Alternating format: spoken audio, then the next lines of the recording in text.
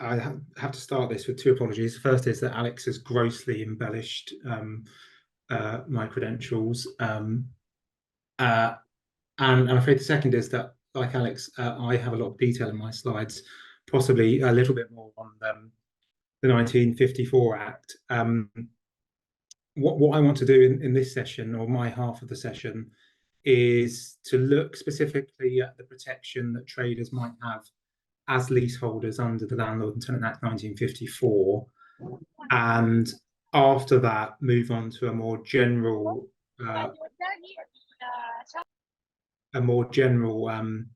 talk about how you go about reviewing leases, renegotiating leases, things to look out for, breaches of covenant and things like that, remedies and unfair terms. And I'm going to try and cover off as many as the general issues and questions that were put to us beforehand as I can.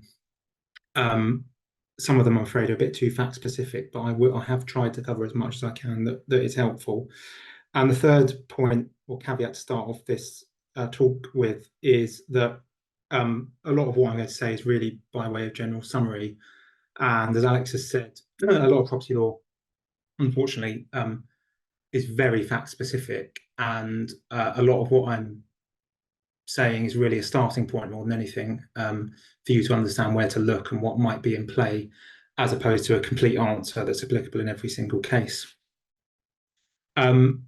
So with those caveats in mind, I want to start off with the security of tenure provisions in the 1954 Act. And Alex has made the point already that as a very general proposition or a very general starting point, a lease is a contract in many ways like many other contracts. But the key thing about a lease is that it confers upon the tenant or the leaseholder. There's no real distinction between those terms, and I'll probably use them interchangeably. It confers upon the tenant a right to use the property exclusively for a period of time.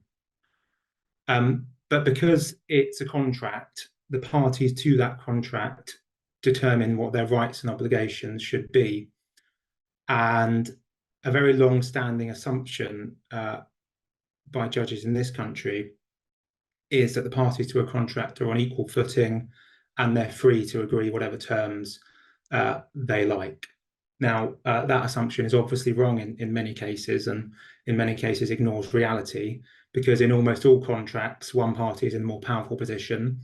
I'm not going to be able to ring up my mobile phone provider tomorrow and insist we agree a new set of terms because we're equal parties to this agreement. And in almost all cases to a contract, one party is the more powerful person. And in the landlord and tenant context, that is more obvious and more acute. And generally, the landlord is in a much more powerful position than the tenant generally. And whether that's in the housing context or in the business context, the reality is that people need places to live and places to work. And that often empowers landlords to request exorbitant rents or other terms which significantly weaken the tenant. And I just say all that by way of context, because that's partly why the 1954 Act was introduced, because after the war, scarcity of property was even more acute. And one of the aims of the 1954 Act was to give some security to tenants to prevent landlords from terminating leases, insisting on higher rents, or just passing it on to someone else who can pay a bit more money. And when I say that phrase, security of tenure, that's what I mean. It's about a legislative innovation which protects against the extremes of the contract. So where the Act applies, where this 1954 Act applies to a lease, it will impose certain protections and certain restrictions as to how a lease may be terminated or how it might be changed. And although it's dated 1954, it's been amended many times and it's still in force today. So what I want to do in this first part of the talk is spend a few minutes, maybe just 5 or 10 minutes, looking at what it does, when and how it might apply to your lease, what the effect of it applying to your lease might be in any particular case. And as I've already said, what I'm saying is really just a summary, and I'm afraid that's even more of the case in this 54 Act section because it's such a knotty act, and there's all kinds of cases out there and arguments that have been had, which means that its application can be very, very difficult in certain circumstances. But the starting point under this act is that it applies to leases where the leaseholder is using the property for business purposes, and that's section 23 of the act. So where the leaseholder is using the property for business purposes, the act says that the lease will not terminate at the end of the term. That's the general position under the act. So if you've got a lease that says you have 3 years of use of this property and it expires on the 1st of January 2025, if the act applies, that end date doesn't mean that your lease ends. In fact, on the contrary, the act says that your lease will continue and you will have a continuing right to remain in occupation under the act. So that's the first crucial effect of the act applying. The second effect of the act applying is that either party, either the landlord or the tenant, can propose by serving a notice that the tenancy ends and a new lease is created. And thirdly, because that process of proposing a new lease can often result in disputes, if the parties cannot agree, it's possible to apply to court to have the court determine what the obligations should be under the tenancy. So instead of a landlord simply saying at the end of the term, your 3 years are up, I want you gone, I've got someone else who can pay 50% more, I want you to pay X percent more. If the act applies, there's a mechanism in place for your lease to continue, and if there's a dispute as to whether a new lease should be granted, there's a mechanism in place for you to apply to court and have that resolved by the court. So I want to just spend a couple of minutes looking then at how the act might apply, because it's complicated. The starting point under any 1954 Act issue is to consider whether the terms of the lease exclude the protection of the Act. The starting point is that under the Act, certain leases can exclude the protection from the 1954 Act applying. It can be excluded where the lease is for a term of years certain. So a periodic tenancy, Alex described what a periodic tenancy was, something from month to month or year for year. Periodic tenancy can't be excluded, but where you've got a tenancy where you know for certain that it will end on a particular date, it is possible for the parties to agree to exclude the protection of the Act. And the reality is, I'm afraid, that almost all landlords, unless it's in their interests, will insist on the 54 Act being excluded when they create a new lease. So there's often a lot of arguments between parties as to whether the Act has been properly what's known as contracted out, because the idea is that by the contract you've agreed to exclude the effect of the Act.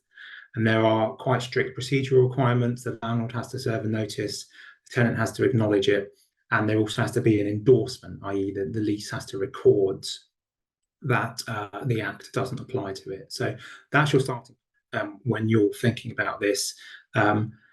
Has the Act been excluded by the effect of the contract? And if it has, potentially, had the procedural requirements been properly complied with?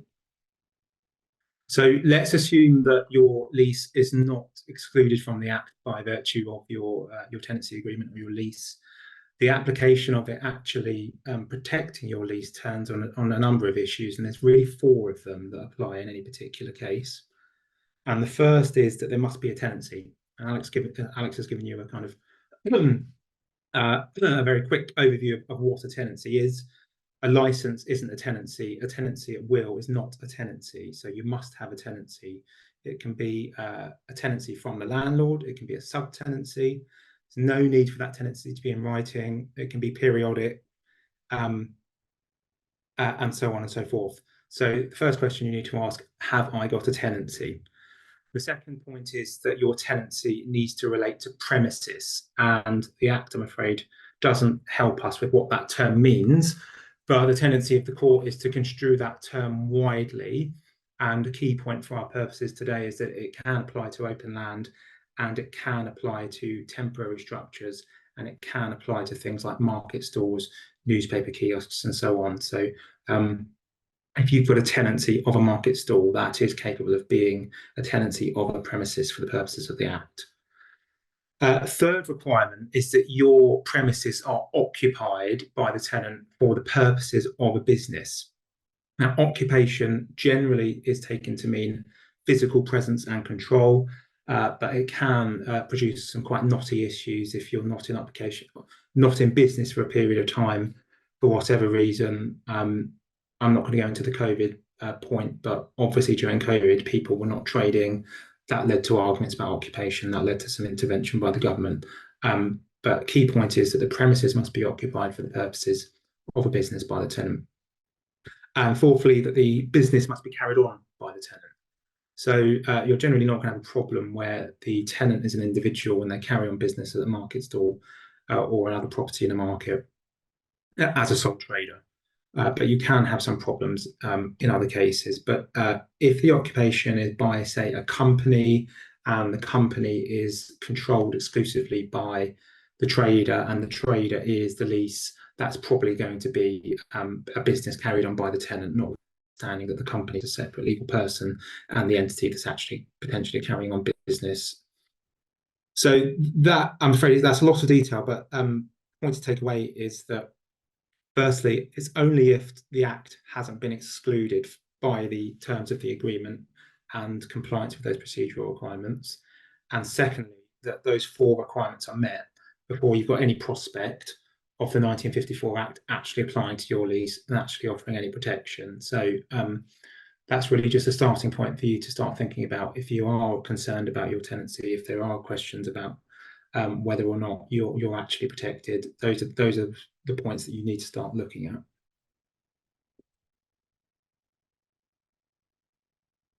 So what does it do and what does it doesn't do? Well, the basic and key effect is that the lease continues at the end of the term, unless terminated in accordance with the Act, and that's section 24(1). What it doesn't do is protect you from your lease being forfeited. So if you're in breach of your lease for whatever reason, if you're not paying rent, the 54 Act is not going to stop your landlord forfeiting the lease for those breaches.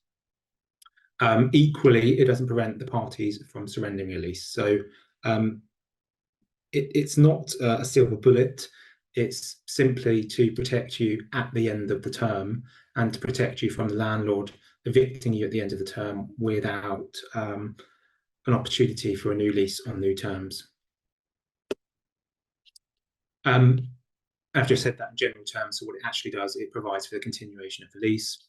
So if you do nothing, if you've got a 54 Act lease and you do nothing at the end of the lease just simply continues on the same terms.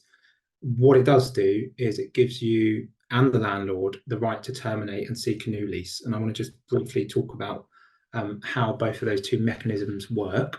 So firstly, the landlord's position.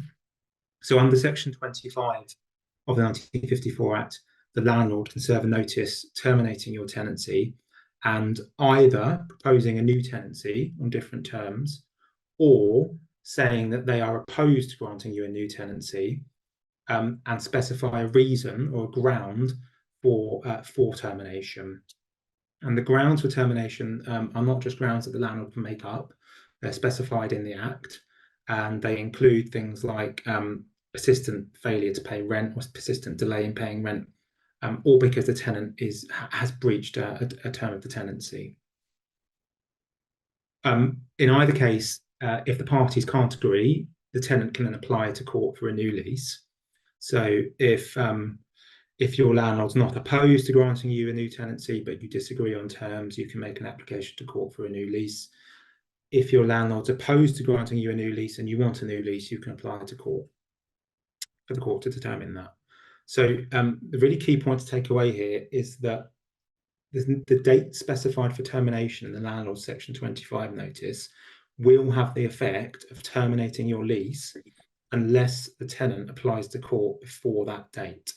And that has had the result that you get many bizarre cases in which a landlord has sought to terminate a lease by section 25, changed their mind at some point, and then tried to establish the invalidity of their own notice to ensure the continuation of the lease because the market's changed, so on and so forth.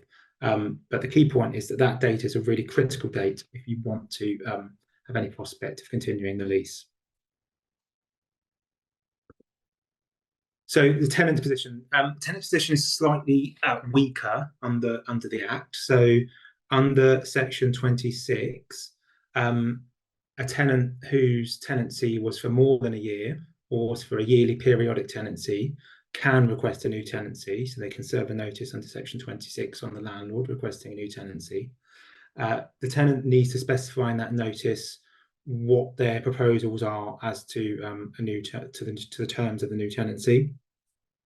And again, the same point about dates. It's for the tenant to specify a termination date.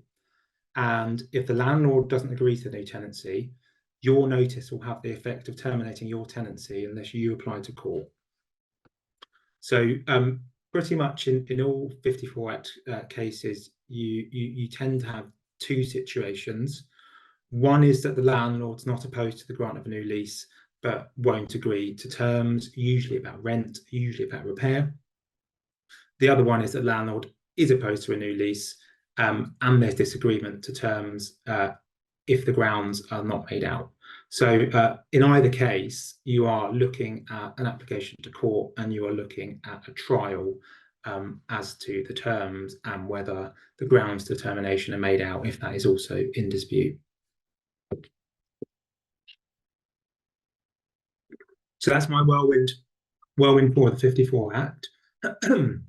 When the 54 Act applies, that generally governs how leases are reviewed and renegotiated because it offers a natural scheme by which the parties can consider their position and try and sort something out.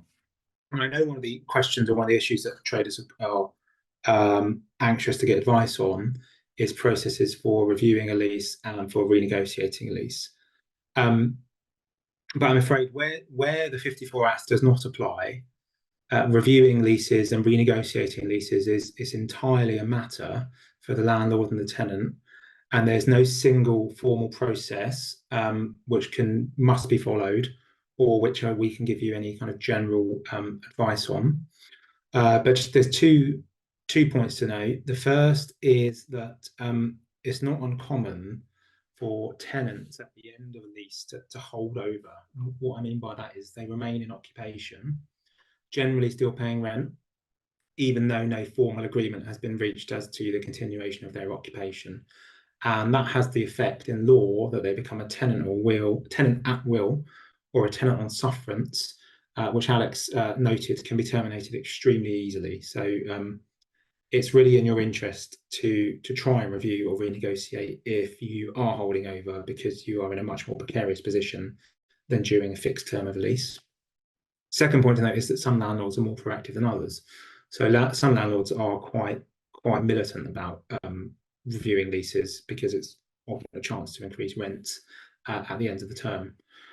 But I'm afraid the key point to note here is that there is no formal process for how a trader might change their lease or ask for amendments to their lease.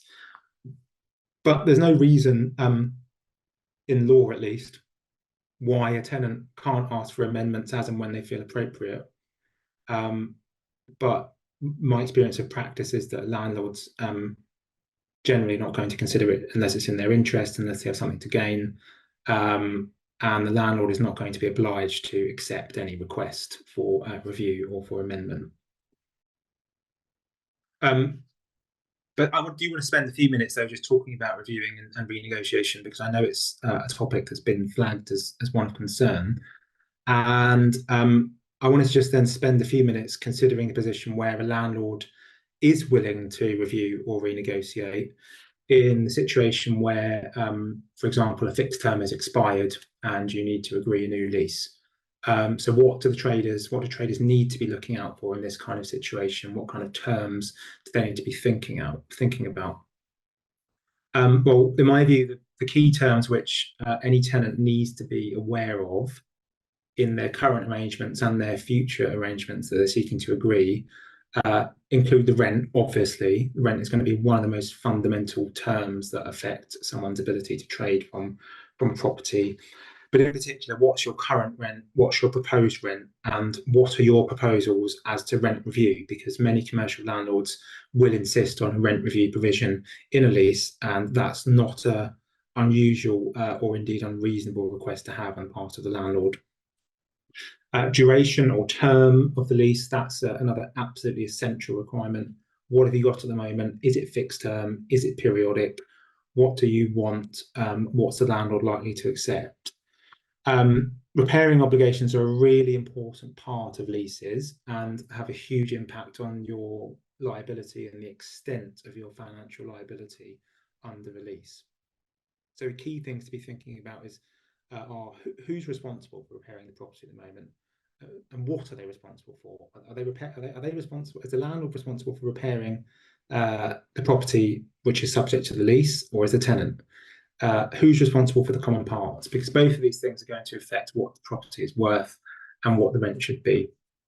Service charge is another really important thing to be looking out for. So leases often make provision for the tenant to pay a contribution to the landlord's costs of repairing the property and common parts to the property. So that all turns on what the lease says in the first instance. So you need to be clear on what your lease currently provides as to service charges. When is it paid? What are you paying for? How much are you paying? Break clause is another really important term to be thinking about and aware of when renegotiating or reviewing leases. Anyone who doesn't know, a break clause is simply a provision in a lease which allows one party to choose to end the tenancy earlier than the fixed term. So, for example, on a one-year lease, you might have a break clause at 6 months, which might entitle either party to say, at the end of 6 months, on a no-fault basis, I can choose to end the tenancy by giving you 2 months' notice, something like that. Those are the key things in general terms that you really need to be aware of. Let's look at, I think, terms to look out for, because I know this is another anxious concern that traders have. So first one I think that is really worth paying some attention to is rent review. Now, as I said, it's really not uncommon for landlords to insist on rent review provisions in their leases, but it's not uncommon for rent review to work by reference to a formula, something like an increase by reference to the retail prices index, which itself is a percentage. I'm afraid, I mean, I'm not a mathematician, I hate maths, but if you want to properly understand your lease and your liability, you need to understand the rent review provisions, and you need to carefully check those formulas, because you can have formulas which result in errors, which result in absolutely insane amounts of rent being paid. So there's a case here that I put on my slide, Monsola Limited in Woden Park. This was a case that a couple of our colleagues in Chambers did, and there was an error in the rent review provision, which meant that year 25 of the lease, the annual rent was £76 million. So the court in that case was able to construe the provision and correct it, but I just flag it because it's not always possible to do that. Regulations, I know, is something else that tenants often have a huge problem with and don't like, and often I can understand why, because you often get a provision in the lease which says the tenant is required to comply with the regulations determined by the landlord from time to time. And the problem with that is, of course, that you are effectively giving the landlord a power to constantly update regulations as to how you're using the property and the common parts. I'm afraid general starting point is there's no reason why such a provision isn't valid in a lease, but it's something to look out for, and it's really important to consider what those regulations actually are. And I'll come on to some points about unfair terms in a minute. Break clause is always something to look out for, because flexibility and uncertainty are really two sides of the coin that you're battling with there. 5-year lease with 2.5-year break it's the uncertainty of the market over that time. Can't really give you any general help on that, except it's just a commercial decision that you're going to have to weigh up in every case, I'm afraid.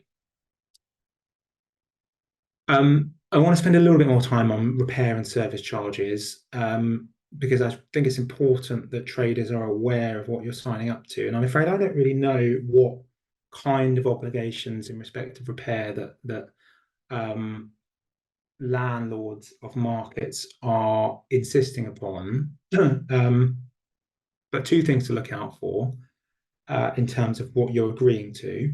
So if you're agreeing to a lease that says you as a tenant are required to keep in good and substantial repair and condition the property that's let to you, that generally means that you need to put the property in repair. So if you take a lease of a property which is in disrepair and you've got this kind of clause, you're actually signing up to a liability to make the repair good.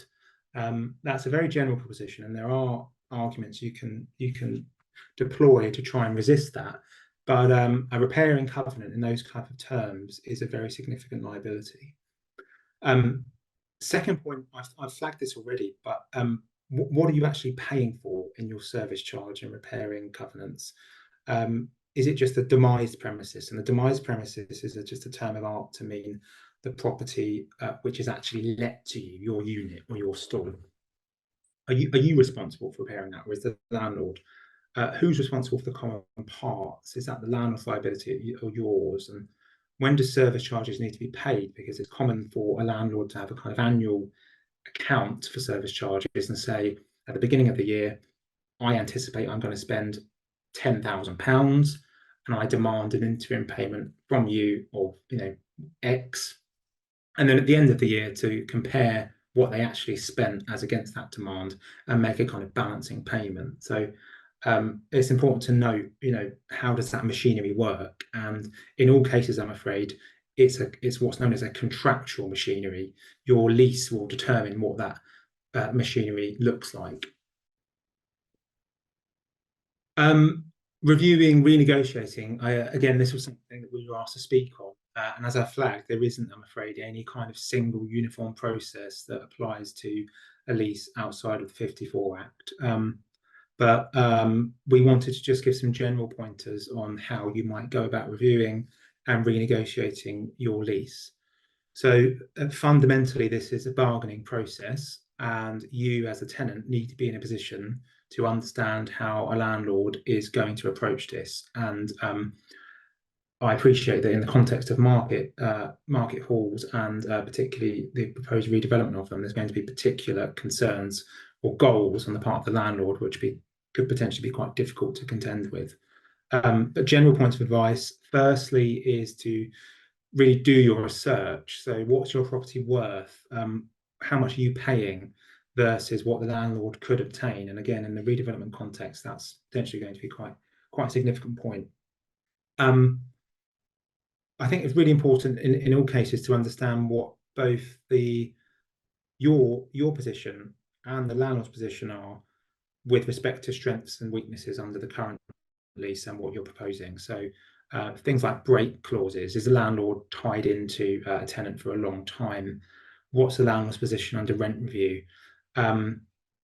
Does a particular business or a particular tenant have some goodwill or reputation with customers that's important to a landlord? Now, I appreciate that may be less likely to arise with smaller traders, but obviously in places like shopping malls, there's particular shops where landlords will bend over backwards to accommodate a particular store because they want them in their centre. But I don't see why that couldn't be in play in a kind of smaller market. Okay, so in terms of actually documenting changes, if you do get to a position where you do some changes and some variations, it's really important that you properly document and give effect to the variations that you might agree. And Alex touched very briefly on when a lease might or might not be required to be in a deed. And I'm afraid that complexity also applies to amendments. So some amendments to a lease will themselves need to be in a deed. Some amendments will actually have the effect of creating a new lease and surrendering the old lease. So it's just I'm afraid, not very helpful comment other than just you need to get it done properly. And I know that solicitors are very expensive, but if there's one area in which I think solicitors are worth being involved in, it is things like the execution of leases, drafting variations, because things can go quite significantly wrong quite easily. Sorry, final point to note, I didn't say that. I think one of the points we were asked to speak on was how you challenge a lease. And they just, I'm afraid, once a lease is executed, it's not possible to challenge a lease. Once you signed up, you signed up. You might have arguments about the meaning of a particular term, but generally, there is no concept of challenging a lease. So I've just put that on the slide to stress that it's really important you know what you're signing up for, because generally some leases, particularly if a landlord doesn't want to lose a tenant because the market is very poor, it can be quite difficult to rid yourself of a lease. Terms of the lease and breaches. So I think we were asked to speak on what constitutes a breach of contract for a landlord, for a tenant, and what recourse there is for the tenant. So I think we've said twice now that a lease is a contract, and generally, as a matter of contract law, you have express obligations, which are obligations that the parties have expressly agreed and recorded in the agreement, or if it's an oral agreement, they've nonetheless expressly spoken about them and agreed them.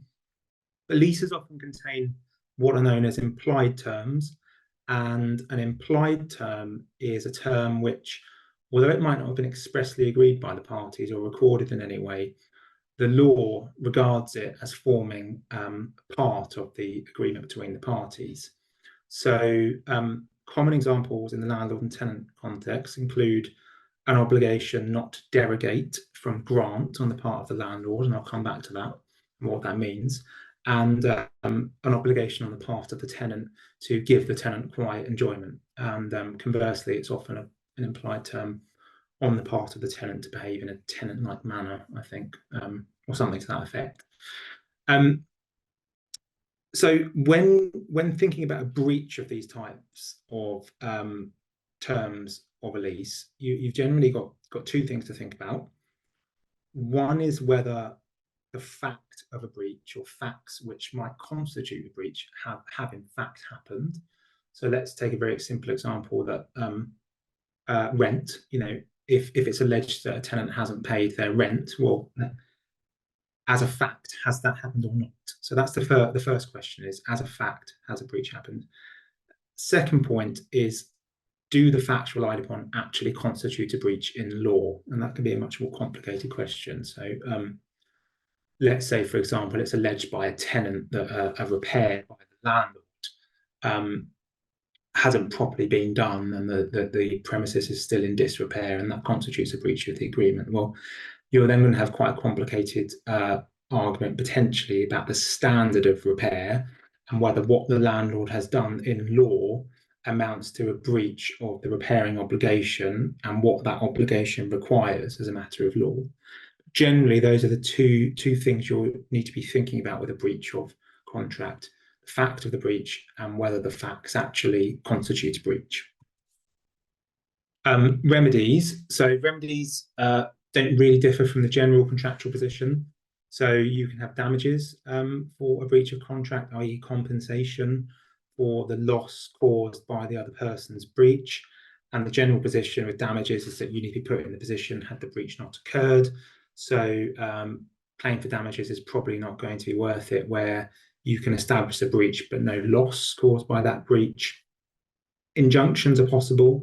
An injunction is an order by the court compelling the landlord to do or to not do something. And in the landlord and tenant context, you can often see them where an unlawful eviction is threatened.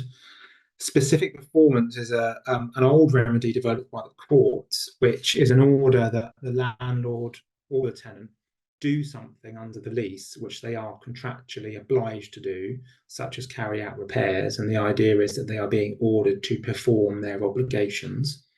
And you can also have declarations by the court as to the parties' rights and liabilities under the contract. So a good example of that would be if you have a dispute about the application of the 54 Act to your lease, you could actually go to court and ask the court to determine whether or not the 54 Act applied to your case. That's remedies and terms. What about unfair terms? Because we know that one of the concerns facing traders is the reasonableness or otherwise of particular terms imposed in new leases by landlords. And I'm afraid the starting point is that in business tenancies, and what I mean by that is where both parties are carrying on as a business, so it's not like a residential accommodation. In business tenancies, there's extremely limited protection from unfair terms where both parties are acting in the capacity of a business. There's some limited protection in statute by the Unfair Contract Terms Act 1977, which apply to what are known as exclusion clauses, where a landlord might try to restrict their liability for a breach of contract or for negligence. But the starting point, I'm afraid, is that there is very little protection in this sphere. So really, you need to be looking at your general landlord and tenant obligations as a mechanism to protect a tenant, I think. So the first point to note is that leases will often be subject to express covenants or implied covenants that the landlord give the tenant quiet enjoyment and that the landlord will not derogate from their grant. And I'm going to spend a minute just explaining what those mean. But really, in terms of unfairness, unreasonableness, things like that, it's probably going to be those kind of covenants that you're looking at on a case-by-case basis to argue that a particular term might amount to a breach of those covenants. So derogation from grant. So what does that mean? It's a kind of odd phrase. It's usually implied in the lease, and it reflects a common law rule of honesty, which means that the landlord should not do anything which substantially interferes with the tenant's enjoyment of their lease. So what does it mean in practice? Well, there's no need for the landlord to physically interfere with the demised premises in order to constitute a breach of or constitute a derogation from grant.